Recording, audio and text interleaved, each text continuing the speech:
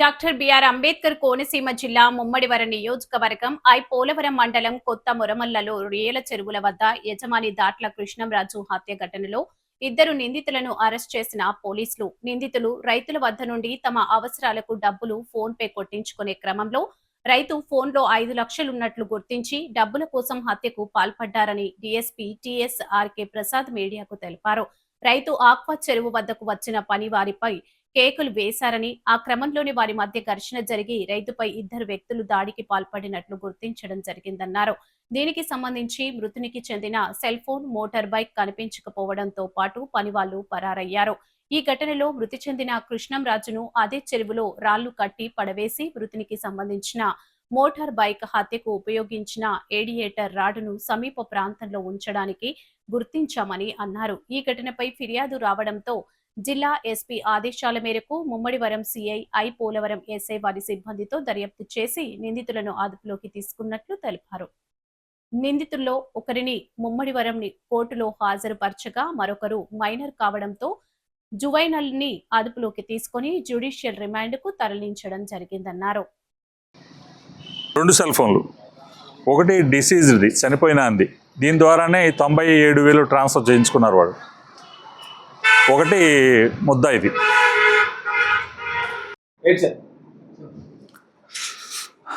అందరికీ నమస్కారం అండి. మీ అందరికీ తెలుసు, మొన్న 17/6/2026 మనకి కొత్త మురమళ్ళ గ్రామంలో ఒక రొయ్యల చెరువులు యజమాని ఒక ఆయన బై నేమ్ దాట్ల కృష్ణంరాజు అని ఒక 64 సంవత్సరాల రైతుని చంపేసి మర్డర్ చేసి వారి శవాన్ని అక్కడ వారి చెరువులోనే ముంచేసి తాళ్లతో కట్టి ముంచేసి శవం మీద బరువైన సర్వేరాళ్ళు పెట్టేసి ఉంచేయడం, వారు ఇంటికి రాకపోవడంతో వారి కుటుంబ సభ్యులు అనుమానించి వారు వెతకగా వారికి ఆ చెరువులో వారి యొక్క శవం కనుగొనడం జరిగింది. వారిచ్చిన ఫిర్యాదు మేరకు మేము 18వ తారీఖు నాడు పోలవరం పోలీస్ స్టేషన్లో ఒక మర్డర్ కేసుని ఎఫ్ఐఆర్ వేయటం జరిగింది. ఈ విషయం మీ అందరికీ తెలిసిందే. ఆ మర్డర్ కేసులో అనుమానితులుగా ఎవరైతే ఈ పొలాలను ఈ చెరువుల మీద పని చేయడానికి వచ్చారో ఒక 2 యువకులు వారిని అనుమానితులుగా భావించడం జరిగింది. ఎందుకంటే ఆ రోజు మధ్యాహ్నం 17వ తారీఖు మధ్యాహ్నం మృతునితో వీరికి ఘర్షణ జరిగింది. అది చుట్టుపక్కల రైతులు చూశారు. ఆ ఘర్షణ జరగడం వరకు వారు చెప్పారు. కాబట్టి ఆ ఘర్షణ కాన్సిక్వెంట్గా మర్డర్ జరిగి ఉంటుంది అనేది అందరూ గట్టిగా భావించారు. ఆ భావించిన క్రమంలో వారిని గట్టిగా మనం అనుమానితులుగా భావించాము. వారే మర్డర్ చేసి ఉంటారని కూడా గట్టిగా భావించాము. ఎందుకంటే వారు కూడా పారిపోయారు కాబట్టి. అలాగే మృతుని వద్ద మాకు ఆయనకు కావాల్సిన ఆయన యొక్క సెల్ ఫోన్ దొరకలేదు, ఆయన బండి దొరకలేదు.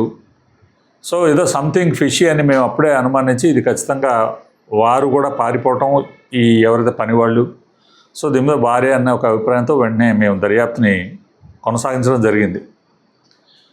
ఈ కొనసాగింపులో భాగంగా ముద్దాయిల్ని మేము ఒక టెక్నికల్ సోర్సెస్ వాడుకుని వారిని మేము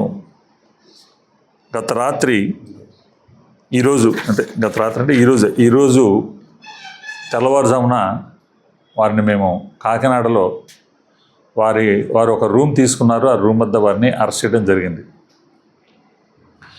దీంట్లో ఒక ముద్దాయి పేరు సలాపురెడ్డి బాబ్జీ ఎలియాస్ సిద్ధు, ఇతని వయసు 21 సంవత్సరాలు, కొయ్యూరు గ్రామం, ఇతని విశాఖపట్నం జిల్లా. రెండో ముద్దాయి జువనైలు, అతని పేరు వెల్లడించడం సాధ్యం కదా కాబట్టి చెప్పలేకపోతున్నాము.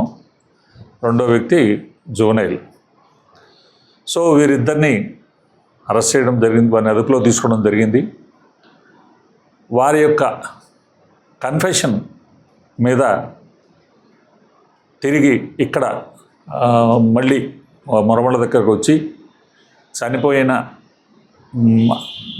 మర్డర్ గావించబడిన కృష్ణరాజు గారి యొక్క బండి కూడా వారు తీసుకెళ్ళి ఒక సంఘటన జరిగిన దానికి సుమారుగా 1 కిలోమీటర్న్నర దూరంలో తీసుకెళ్ళి వాళ్ళు దాన్ని కప్పేయడం జరిగింది కనపడకుండా.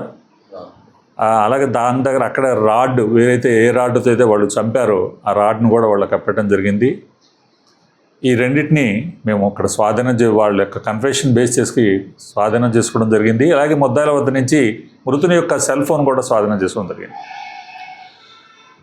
ఈ క్రమంలో అరెస్ట్ చేసే క్రమంలో ముద్దాయిల నుంచి మేము తీసుకున్న వాంగ్మూలాన్ని బట్టి మాకు ఏం కేసు మేడ్ అవుట్ అయిందంటే, మృతుడు ముద్దాయిల్ని తరచూ పని నిమిత్తం గట్టిగా మందలించేవాడని, విపరీతంగా తిడుతూ ఉండేవాడని, సరిగ్గా పని చేయట్లేదని తిడుతూ ఉండేవాడని. ఈ క్రమంలో మేము ఇక్కడ పని చేయలేము, ఇతని దగ్గర పని చేయవద్దు, వెళ్ళిపోదాం అని వీళ్ళందరూ నిర్ణయించుకుని, దీంట్లో A1 సలాపురెడ్డి బాబ్జీ ఇతను తన భార్యని ముందుగానే కాకినాడకు పంపించేసేసి అక్కడ వేరే రూమ్ తీసుకోవడం జరిగిందని, భార్యకి మేము జీతం తీసుకుని ఈ వారపు జీతం తీసుకుని మేము సైలెంట్గా అతను చెప్పకుండా మేము వచ్చేస్తాము, రూమ్ అది తీసుకుని ఉండంటే ఆమె వెళ్ళి రూమ్ తీసుకుని కాకినాడలో ఉంది. వీళ్ళు జీతం తీసుకుని వెళ్ళిపోవాలి, ఆయన చెప్పకుండా వెళ్ళిపోవాలని డిసైడ్ అయ్యారు. అయితే వీళ్ళిద్దరికీ వేరే ఆలోచన వచ్చింది. ఏంటంటే, మనం ఉత్తగా ఎందుకు వెళ్ళిపోవాలి, ఆయన దగ్గర డబ్బు ఉన్నది కాబట్టి డబ్బు తీసుకుని పోవాలి అని చెప్పి ఒక దురాలోచన వీళ్ళకి వచ్చింది. దీని క్రమంలో ఎట్లా జరిగిందంటే, ఈ డబ్బు ఉందన్న విషయం ఎలా తెలిసిందంటే, వీళ్ళు ఒక 1000 రూపాయలు వాళ్ళ వైఫ్ అకౌంట్కి ట్రాన్స్ఫర్ చేయమని చెప్పి, ఫోన్పే చేయమని చెప్పి వీళ్ళు రిక్వెస్ట్ చేస్తారు. అంతకుముందు ఒక 3 రోజులు 4 రోజుల ముందు 14వ తారీఖు అనుకుంటాను చేస్తారు. చేస్తే ఈయన ఏం చేస్తారంటే, వాళ్ళు ఎదురకుండానే దాన్ని ఓపెన్ చేసి 1000 రూపాయలు పంపిస్తాడు ఆయన. పంపిస్తే వీళ్ళు అప్పుడు ఆ పిన్ను చూడరు గబుక్కున. అందుకని మళ్ళీ ఏం చెప్తారంటే, వైఫ్కి ఫోన్ చేసి, లేదు సార్ పడలేదట, 1000 రూపాయలు మీరు పంపించారని తన అకౌంట్కి పడలేదట, ఇంకా మళ్ళీ పంపించండి ఇంకోసారి అంటారు. అప్పుడు అతను అనాలోచితంగా మళ్ళీ ఇంకోసారి 1000 రూపాయలు పంపిస్తాడు. ఈ 1000 రూపీస్ పంపించినప్పుడు పిన్ నెంబరు అబ్జర్వ్ చేస్తున్నారు, పిన్ నోట్ చేసుకుంటారు. పిన్ నోట్ చేసుకున్నది అయిపోతుంది. ఈ 17వ తారీఖు ముందు ఆయన డబ్బులు తీసుకుని వెళ్ళిపోవాలనుకున్న వాళ్ళు, మనకు పిన్ నెంబర్ తెలిసింది కాబట్టి ఈ 1000 రూపాయలు పంపించేటప్పుడు, యాక్చువల్ ముందు 1000 రూపాయలు పంపించేటప్పుడు 1000 రూపాయలు పంపించడం పడలేదు, మీ అకౌంట్లో డబ్బులు ఉన్నాయో లేవో అంటాడు కావాలని. అంటే అతను చేస్తుంటే చెక్ బ్యాలెన్స్ చెక్ చేస్తారు ఫోన్పేలో. చెక్ బ్యాలెన్స్ వస్తే దాంట్లో 4 లక్షల రూపాయల 5 లక్షల రూపాయల క్యాష్ ఉంది. అది చూశారు వీళ్ళు. సో మళ్ళీ అది దృష్టిలో పెట్టుకున్నారు. సో ఇంకెందుకు 5 లక్షల రూపాయలు ఉండే, ఎందుకు మనం 5 లక్షల రూపాయలు కూడా మనం ట్రాన్స్ఫర్ చేసేసుకుందామని అప్పుడు నిర్ణయించుకుని ఆయన్ని వీళ్ళు చంపాలని నిర్ణయించుకుని, ఆయన వచ్చినప్పుడు 17వ తారీఖు వచ్చి ఆ షెడ్లో కూర్చున్నప్పుడు ఆయన ఆ పని చేయలేదు, ఈ పని చేయలేదు, కేకలేసి, యాక్చువల్ పొద్దునే వస్తాడు ఆయన, పొద్దునే వచ్చి పనులు పురమాయిస్తాడు, మళ్ళీ వస్తాడు 1 గంటకి 1:30కి, పనులు వీళ్ళు ఏం చేయరు, వదిలేస్తారు. దాంతో ఇంకా కోపం వచ్చి ఇంకా తిడతాడు, ఏం పని చేయకుండా అట్లా వదిలేస్తే, చెప్పిన పనులు నేను చేయట్లేదు ఏదని కూర్చుంటాడు. కూర్చుని ఏదో అతను ఫోన్ మాట్లాడుకుంటూ ఉంటాడు. అప్పుడు వీళ్ళు ఒక రాడ్ తీసుకొచ్చి ఆ రాడ్తో, ఐరన్ రాడ్తో వెనకాల నుంచి కొడతారు. A1 కొడతాడు, బాబ్జీ అనేవాడు 3 దెబ్బలు కొడతారు గట్టిగా. చాలా బరువైనది అది వెపన్, మీరు చూడొచ్చు, బయట డిస్ప్లేలో పెట్టాము. ఆ 3 దెబ్బలకి ఆయన స్పాట్లో పడి చనిపోతాడు. ఆయన చనిపోగానే ఆ సెల్ ఫోను వీళ్ళు స్వాధీనం చేసుకుంటారు, ఆయన సెల్ ఫోన్ని. ఈ బాడీని తీసుకెళ్ళి ఐరన్ అక్కడ ఉన్న ఒక వైరుతో కట్టేసేసి నీళ్ళలో ముంచేసి పైకి లేవకుండా ఉండేలాగా ఈ సర్వే రాళ్ళు, బరువైన సర్వే రాళ్ళు ఉంటాయి, అవి ఆయన మీద పైన పెట్టేసేసి వీళ్ళిద్దరూ కాకినాడ వెళ్ళిపోతారు. కాకినాడలో A1 భార్య ఉంది అక్కడ. భార్యకి ఈ విషయాలు ఏం చెప్పరు, ఆమెకు తెలియదు, మర్డర్ చేసి వచ్చామనే విషయం తెలియదు, పని మానేసి వచ్చామనే విషయం మాత్రం చెప్తారు.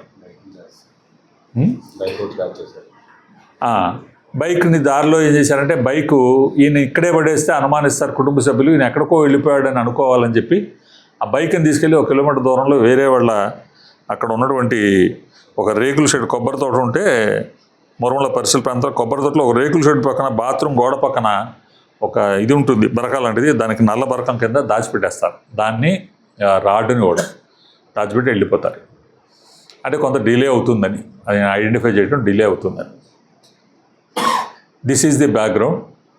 వారిని అరెస్ట్ చేసినప్పుడు వారి యొక్క ఈ చెప్పిన కన్ఫెషన్, ఈ లోపల ఇక్కడి నుంచి ఇక్కడైతే మర్డర్ చేస్తారు, 17వ తారీఖు మర్డర్ చేస్తారు. అదే రోజు సాయంత్రం 5 గంటలకి ఆయన అకౌంట్ నుంచి 90,000 రూపాయలు, 90 + 7 90,000 రూపాయలు తన అకౌంట్కి ముందు A1 అకౌంట్కి ట్రాన్స్ఫర్ చేసుకుంటాడు.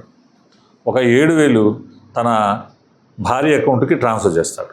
7,000 భార్య అకౌంట్కి ట్రాన్స్ఫర్ చేస్తాడు, 90,000 తన అకౌంట్కి ట్రాన్స్ఫర్ చేస్తాడు. భార్య అకౌంట్లో వచ్చిన 7,000 తీసుకుని ఆమె ఇంటికి కావాల్సిన కూరగాయలు, ఇంటి సామాన్లు, రూమ్ తీసుకుంది, అవి సెట్ చేసుకుంటుంది 7,000తో.